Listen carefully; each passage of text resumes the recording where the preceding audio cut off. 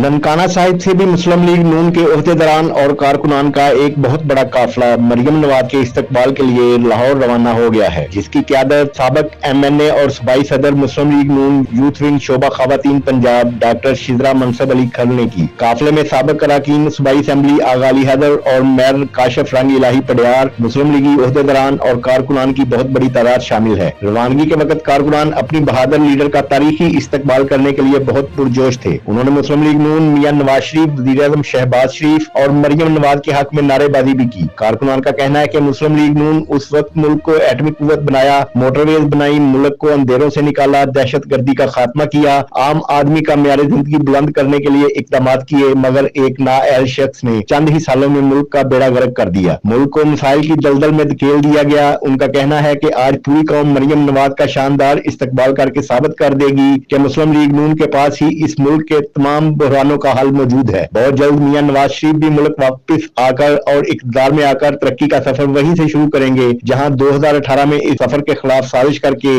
एक नाअहल टोले को मुल्क पर मुसल्लत किया गया था।